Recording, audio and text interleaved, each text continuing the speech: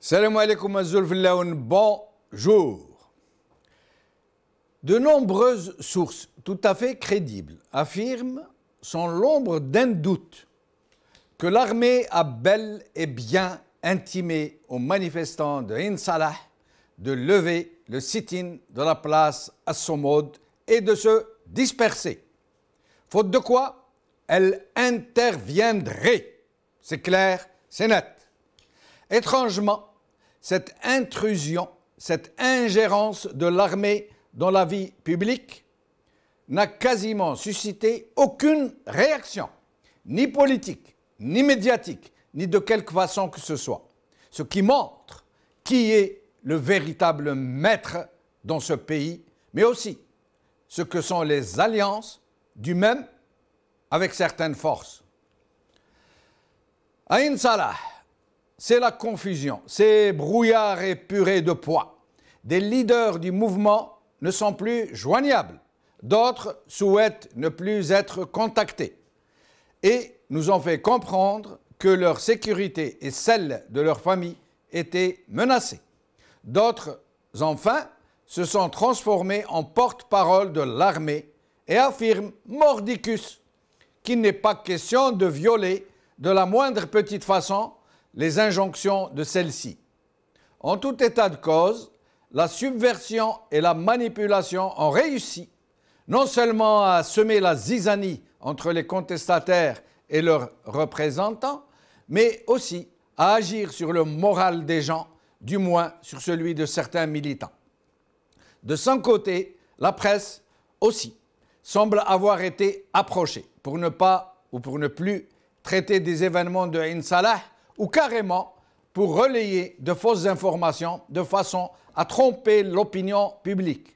Ainsi, malgré l'énormité de l'information en soi, celle de cet ultimatum lancé par l'armée aux manifestants de lever le camp, et qui est un secret de polichinelle, cette injonction donc de débander le sit-in qui se tient à la place As-Somoud de Ain Salah, la presse algérienne fait motus sur la question.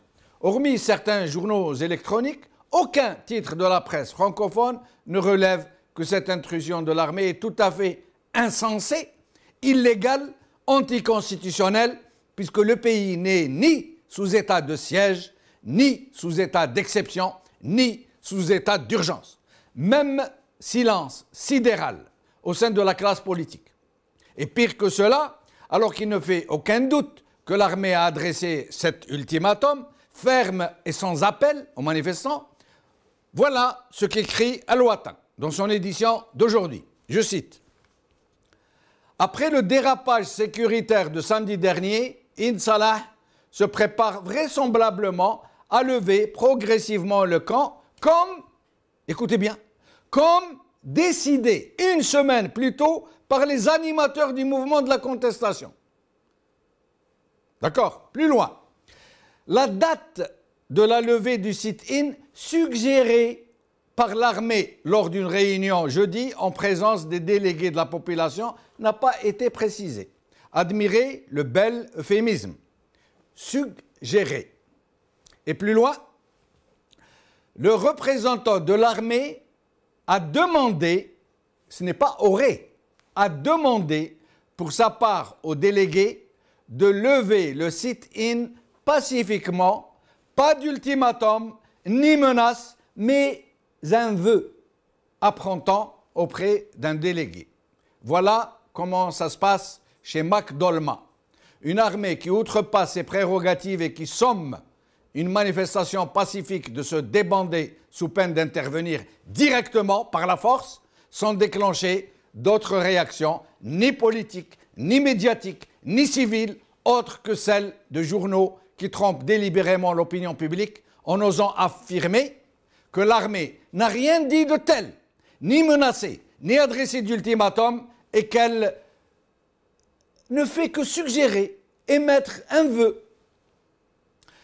Nous apprenons par ailleurs qu'après cet ultimatum de l'armée, le groupe qui représentait les contestataires s'est réuni et après de houleuses délibérations, a décidé d'obéir à l'injonction de l'armée. Aussitôt que cette décision a été connue de la base, celle-ci aurait décidé à son tour de dissoudre le groupe et de ne plus se faire représenter par qui que ce soit. Contrairement à ce qui a été décidé par le groupe, les manifestants auraient décidé de poursuivre la manifestation coûte que coûte et vaille que vaille. Il aurait été décidé d'organiser une grande manifestation le 14 mars prochain pour réagir à cette tentative d'étouffer la contestation. Mais malheureusement, le poisson de la division a été inséminé. La belle adhésion qui a fait l'admiration de tous ceux qui suivaient ce formidable sursaut populaire est désormais ébranlée. Les jours prochains nous diront comment se poursuivra cette belle aventure ou comment elle prendra fin. Aujourd'hui, El Watan. Contestation contre le gaz de schiste à En Salah. Les protestataires prêts à lever les sit-in par Houria Liwa. Le matin des aides. Urgent. L'armée a donné un ultimatum aux protestataires d'En Salah par LM. TSA. En Salah, les militaires demandent aux manifestants de lever le camp par Hajar Gnanfa. Avant de recevoir nos invités, je vais vous demander de regarder avec moi un court extrait d'une vidéo où on voit un jeune homme, un jeune manifestant blessé par les forces de la répression. Écoutez-le. Bismillahirrahmanirrahim. أنا لاباس يا خوتي نحمد ربي ونشكره يا ربي لك الحمد. أنا لاباس الصمود وصم الصمود يا خوتي يا ربي لك الحمد ونشكروا ناس المنيعة على كل حال على الشيء اللي داروا معانا ووقفوا معانا يا ربي لك الحمد وخوتي الصمود ثم الصمود ولا لي الغاس الصخري وربي وكيل حسب الله ونعم الوكيل. Avec nous, Segni Lajel, professeur d'université, maître de conférences, spécialiste de questions d'environnement et d'économie verte à l'université Qasdi Merbah de Ouergla, et Sofiane Gilali, président de Gil Jadid. Segni Lajel, merci d'être avec nous. Merci mon frère ami Jamal. Merci beaucoup. Alors, est-ce que vous pouvez nous en dire plus sur cette embrouillamini qui règne à En Salah? Finalement, la contestation se poursuit, elle ne se poursuit pas. En tout cas, pour oui. La contestation se poursuit à En Salah et normalement dans l'ensemble des territoires nationaux, dans l'ensemble des pays. Parce que l'affaire, ce n'est pas une affaire des gens de En Salah, c'est l'affaire de tous les Algériens. La contamination des eaux souterraines de l'Algérie, ça, c'est une affaire de souveraineté nationale, c'est une affaire de tout le monde. Donc nous, on fait cet appel, on lance cet appel à l'ensemble des Algériens de se mobiliser contre ce problème-là. Donc le problème de gaz de schiste ne touche pas les gens de En Salah, ni les Ouergla, ni les gens du Sud seul. Oui, donc, mais c'est une affaire de tous les Algériens. Et on demande à tous les Algériens de se mobiliser pour faire face à ce problème-là. Mais Segni Lajel, le problème, pour parler franchement, le problème est que d'abord, la plupart de nos compatriotes sont non concernés, semble-t-il, et qu'ensuite, même à En Salah, on dirait que le régime a réussi à inséminer le poison de la division. moi, je vais éclaircir dans ce point-là. Oui. C'est-à-dire, je pose la première question. Qui a donné l'ordre d'intimider et de tabasser les manifestants pacifiques? Je pense bien que les gens qui ont donné l'ordre, c'est les gens qui essayent de mélanger ces cartes.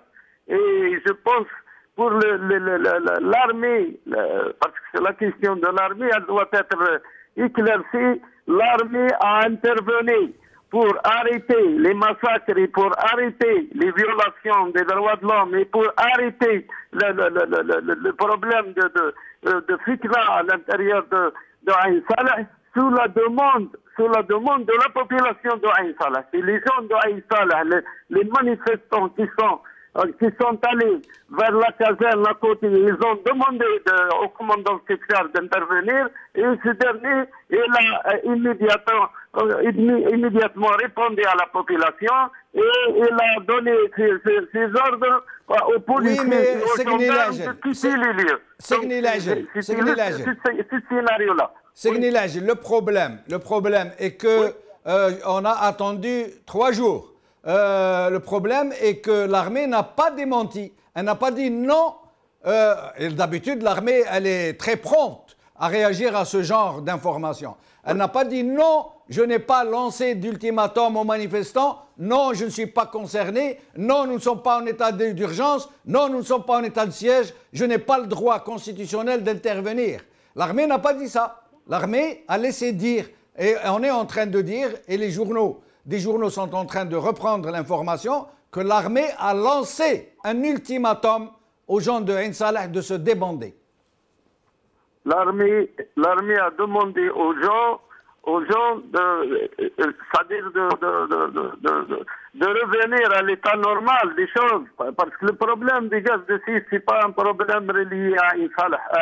Ici, on a un sitting durant presque 40 jours qu'on est en sitting à Ilkheima à côté de la Rose de Sable. Et chaque semaine, il y a une manifestation de l'ensemble de la foule et l'ensemble de la population de Ouargla, de même à Metlili et dans d'autres endroits de l'Algérie. Je pense que ce mouvement a commencé à se propager à l'ensemble du pays. Même si Ain Salah, eux, ils veulent focaliser à Ain Salah pour dire aux gens que juste c'est les gens d'Ain Salah qui font de la manifestation contre le gaz de schiste. C'est pas vrai. C'est l'ensemble du pays qui se manifeste contre le gaz de schiste. Et même si Ain Salah va s'arrêter, les autres ne vont pas s'arrêter. Et c'est à Ouargla et à d'autres régions que ce mouvement va continuer, va prendre le relais. Donc, restez avec nous, Segni Lajel, s'il vous plaît.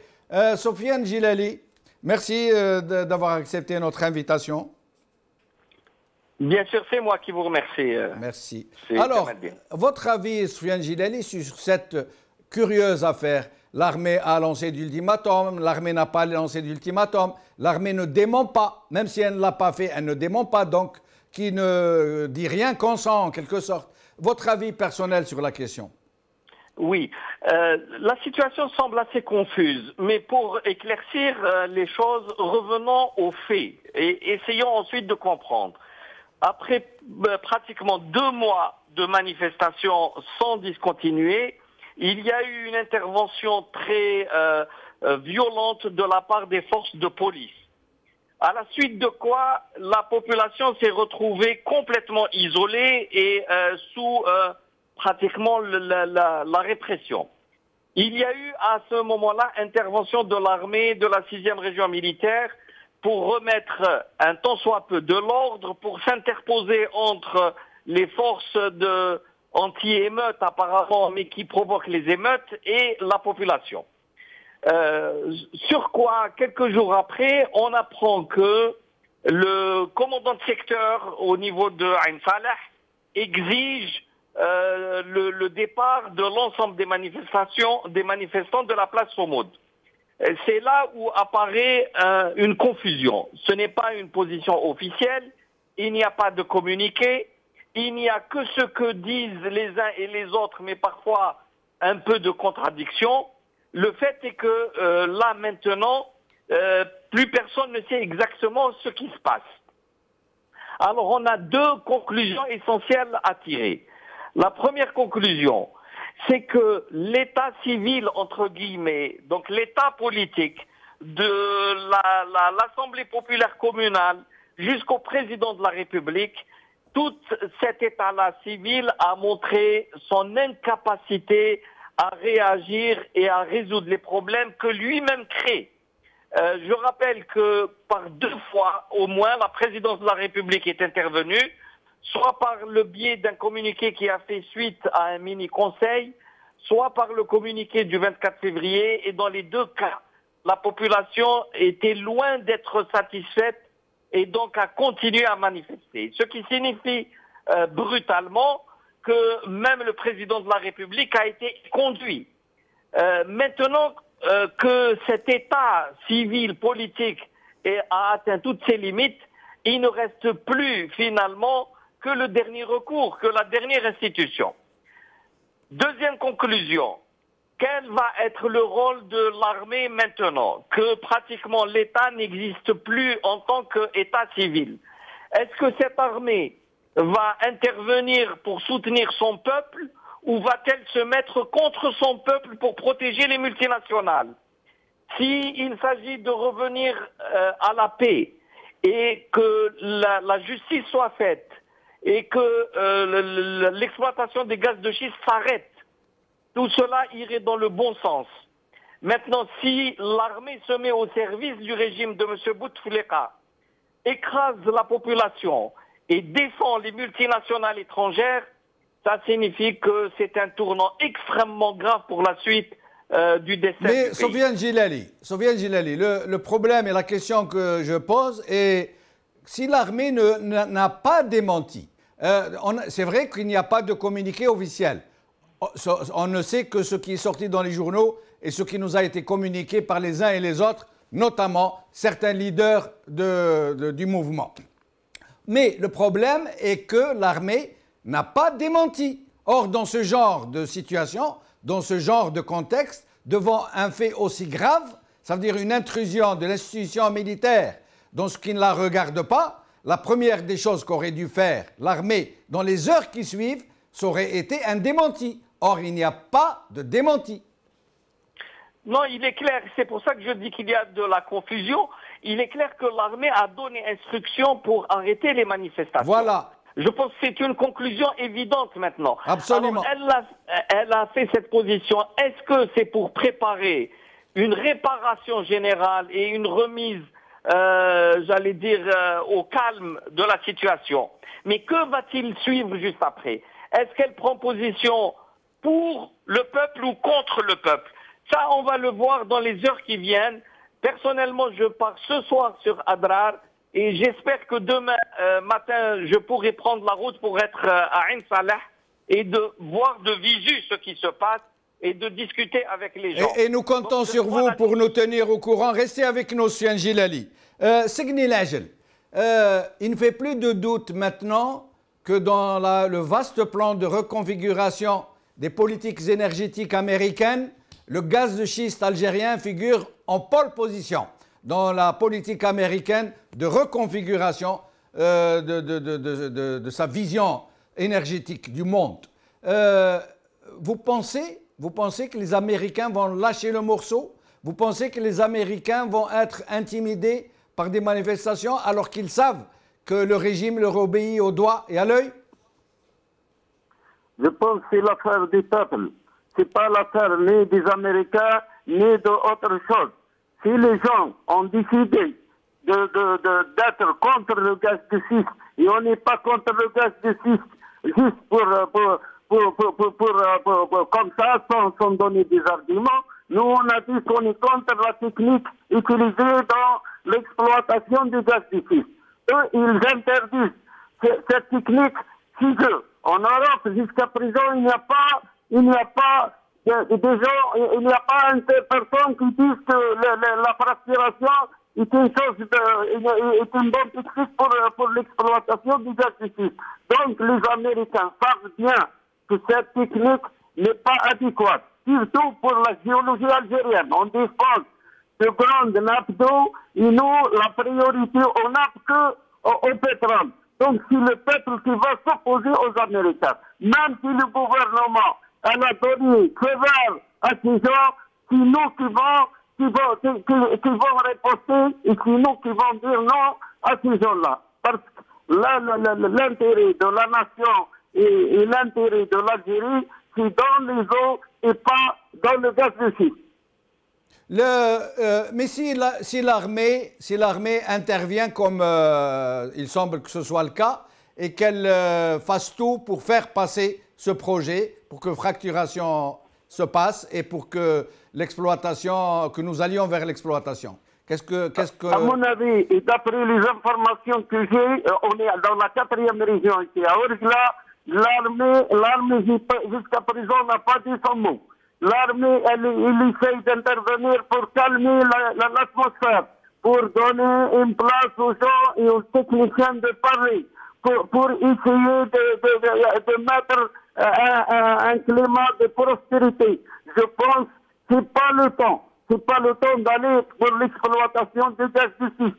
Et les rapports qu'on a envoyés à l'ensemble des gens concernés et même à l'armée. Moi, personnellement, j'ai envoyé les rapports concernant le problème d'environnement, surtout le rapport de André Picot, à tous les instances militaires et civiles pour les sensibiliser sur la gravité du problème.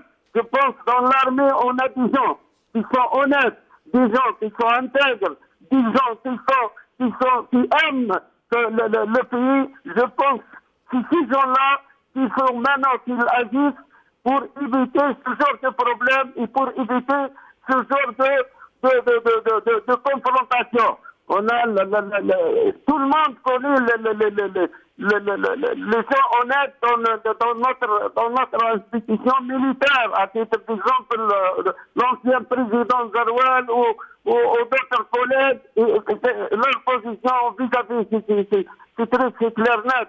Je pense qu'à ces gens-là qu'on fait appel, et à ces gens-là qui doivent intervenir pour mettre cet ordre et pour faire passer le message de la population anti-schiste qui refuse l'exploitation des gaz de schiste. Restez avec nous jusqu'à la fin de l'émission, Segni Lajel. Sofiane Gilali, vous êtes bien conscient de l'enjeu.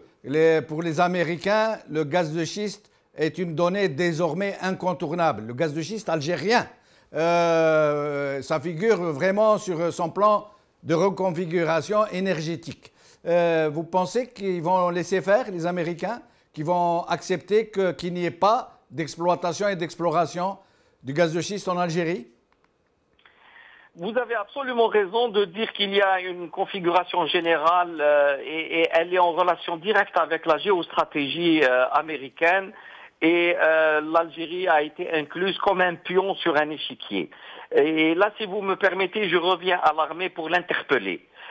Tout le monde sait que le commandement militaire est un commandement de très haut niveau et le commandant en chef de l'état-major, sa biographie en tout cas, le présente comme ancien moudjahed.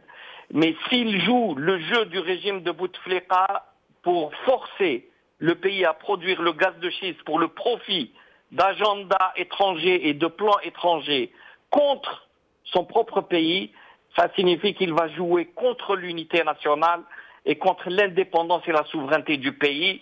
Et ça serait bien triste pour un homme de faire, entre le début de sa vie où il a risqué sa propre vie pour sauver le pays, et à la fin où il joue contre son propre pays. Ça serait extrêmement grave. Maintenant, ce qui concerne les enjeux internationaux, mais je reprends exactement la réaction de monsieur Segni, je pense. Oui.